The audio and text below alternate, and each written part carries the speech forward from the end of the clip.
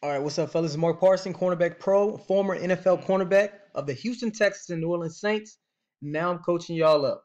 All right, so we got the Nike opening camp. This looks like it was from 2016, and it's Seattle. Okay, so shout out to Seattle, beautiful city, man. Make sure you guys email me at cornerbackpro@gmail.com. Ask for the mind and body training program. Everybody who takes it and completes it improves drastically.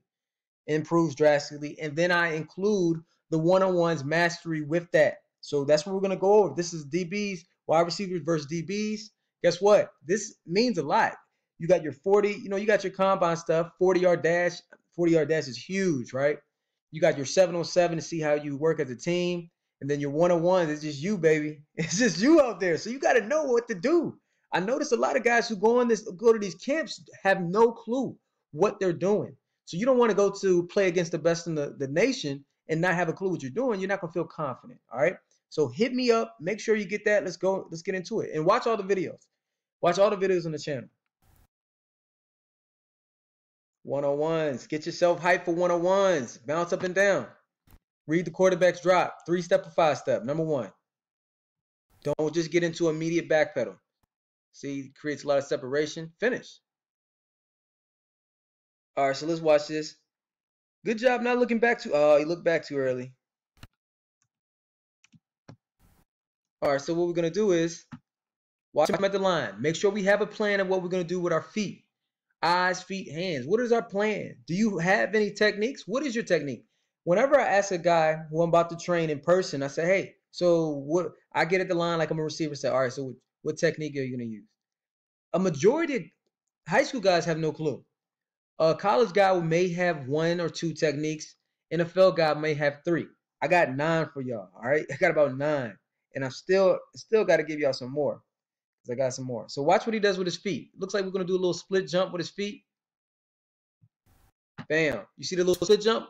Every time we do the split jump with our feet, and we all do it. Trust me, I do it as well. I've done it, and it's a habit that you got to break. Immediately, because it's like when you see him do it, it's like you want to do it. You know what I mean? Because the receivers come back to balance too. You see how the receivers come to balance? So you like, oh shoot. So then you end up swiping. You don't strike because you're not able to shuffle. All right. Now he immediately receiver stack. If I was receiver, I would stack immediately. Joshua Johnson's balling. Oh, come on, come down with that catch. That was decent. Let me see. Make sure your eyes on his waist, though. Let me see if I can get his name, the DB. Demetrius. So it looks like we do a little soft shoe. Try your best to stay square. Like I said, Joshua's not doing a speed release right here. Okay? So he's motoring his feet. Let's stay square as long as possible.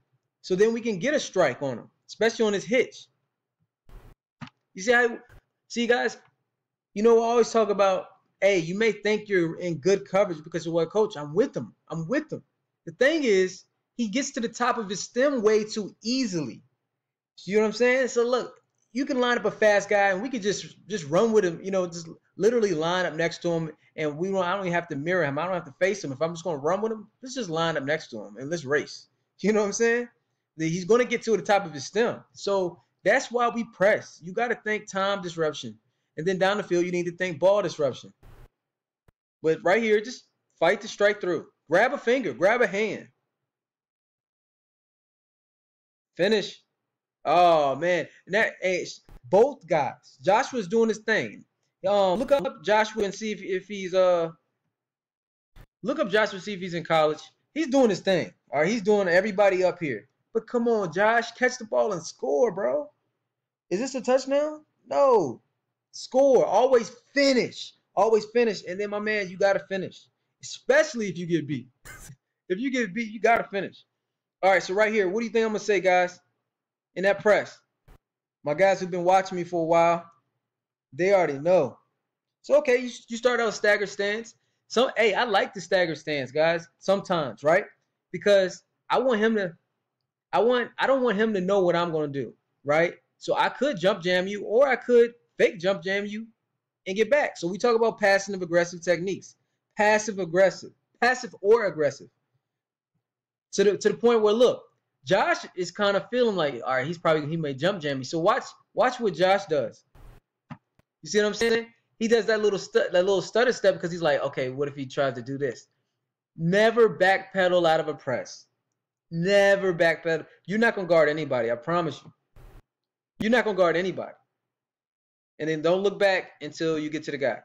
So make sure if you want to do a soft shoe, just take literally 1 to 2 steps back. So fake like you're gonna jump jam him, fake him, or fake like you're gonna strike him, and then take 2 steps back and make sure everything comes back to balance with your feet. Your feet are what saved you. Squeeze.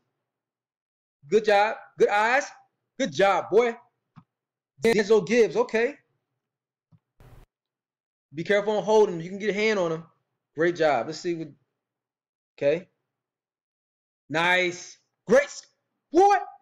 Let's go. Great squeeze, man. Now fight to stay square. And I think he did. Just be mindful. Don't look up here. He didn't really give him much. Don't look up here. That's when you got. Imagine yourself guarding Ocho Cinco. Ocho Cinco will have you. You look up here, Ocho Cinco. You don't have a chance. Or AB. Antonio Brown. You don't have a chance. The way to stay square. And then squeeze. That's how you squeeze. And then notice, guys, how he looks towards the receiver because he's so far inside. Especially down there in the red zone area. Great job. I think, okay, Gibbs plays both ways. Oh, shout out. Okay. Again, so shout out to Coach Ken Dixon. When he's a speed trainer down in Atlanta. Hey, we were talking about it, how how he learned because he has a son who's doing well. Talking about how playing receiver. Now you hear me talk about play receiver just for skill base, but even recruiting purposes, guys, you should be good enough in high school to play both ways. So my advice to you is, if you want to get recruited from some of the top schools, you need to be in super shape so you can do it, but play receiver too, man. It does help your ball skills. It helps your offensive knowledge. So route tree, route basically you know what a receiver thinks. I always talk about that, but it's even more heightened from what Coach Ken Dix taught me. You know what I mean? What colleges are looking for. So I highly, shout out to him, and definitely play both ways. Play receiver, fight to play both ways. Now, obviously, you're going to have to be in shape, okay? And then, again, find a receiver coach. I always talk about Billy McMullen, but I got my boy Brandon McCray. I'll give you the email. All right, so make sure you do that. So good job, D'Angelo Gibbs. He's playing both ways. Make sure you're nice when you go out there. Good catch. All right, D'Angelo just got to stay a little bit lower. D'Angelo's an athlete, boy. Good job. Play both ways. Now, look. Okay, let's talk about this. All right, so be mindful of this. I rarely shoot 2 hands, okay? The only time I shoot 2 hands if a guy literally just runs into me. So I show you. I'm actually doing some of the press releases in the one-on-one mastery. If a guy runs right into me, okay, I'm ready. I'll shoot 1 hand first usually, but then I'll have both my hands in his chest, right? Or if I'm gonna do a jump jam, that's when I rush him. My feet are still back to balance, but that's when I rush him, right? And then I got 2 hands on him. Be mindful of not shooting 2 hands because look, when you shoot 2 hands, your hips are locked. All right, your hips are locked. So notice what you got to do if your hips are locked. You literally got to open up the gate. No, it's good squeeze. Don't look back too early. So be careful of shooting 2 hands at the line. Don't look back too early. So David balling right now. See, we're not getting any shuffle in, Now you catch him with 2 hands.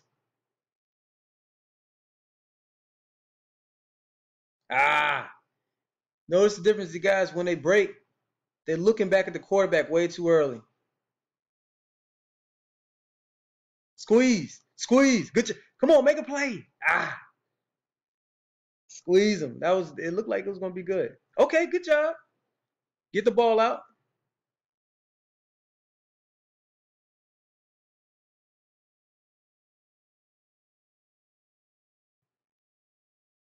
Don't hop into your break. All right, so this is a good one right here. So that's why you got to really practice. Now, I like the leverage, man. I like the leverage. Nice little pedal. Just be careful of hopping into your break. If it should be like pop, pop, pop, pop. So don't step in the bucket. We talk about stepping in the bucket in one of my other videos with people who like to do the T-step. That's cool. And don't take too many. If you do like to do the running man or the bicycle break, where you're going to do 1, 2, that's cool too. But make sure you're not taking too many steps in that. But definitely don't hop in this break. You see how he hopped into it? Don't do that. Good break. Just got to get the ball out. I like the leverage in these guys backpedaling.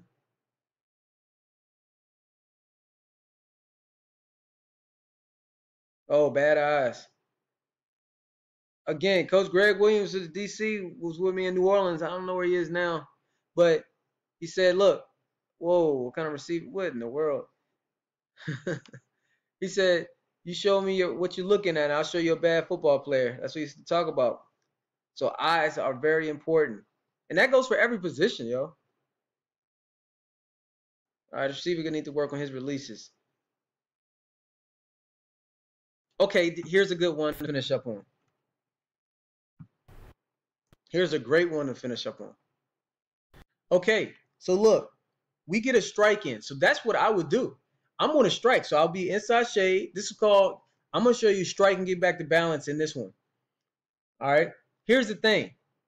We can do an aggressive strike. Bam. If he's on the ball, aggressive strike. Here's what protects us. And here's the difference that a lot of guys don't do. Our feet are going to save us at the end of the day. So when we strike, we can be aggressive strike. We can do outside or inside. So we inside shade. Remember, we're not too far inside. But we go, bam, strike them. It's like more of a, it's like a strike. It's a jab. It's like, bam. Okay, throw it out there. You can even, you step with it too. You step with it. But then you get yourself back. So then you take a step back. And that's what the back to balance part is, okay? I have footage on this. I have it on the one-on-ones mastery. But I got videos on the YouTube doing this too. My boy EJ Frame, who I taught to do this, he does it. I mean, he's a hard worker, man. He's a hard worker. So he's going to master it. My boy Raj, he's going to master it. So the more you do it, 10,000 reps, you're going to get better. But striking get back to balance is, man, it's a confidence builder. Okay, you get your hands on those guys and like, okay, I got my hand on them and I feel good. Pop them, then get your feet back to where you were, back square, okay? Let's watch what Madden does. All right, and I'm going to watch it again. I looked back too early, man. Oh, that was a receiver. They didn't have his name. So you see, it wasn't a violent strike, and he didn't get his feet back to balance. So it just opens the gate. So this is something to practice, man. Striking it back to balance can be a bread and butter for you long arm guys too. Look, I'm 5'10", and I like doing it. Actually, I'm 5'9", but I say I'm 5'10". If they give it to you, hey, shoot, on the NFL roster, they said I was 5'10".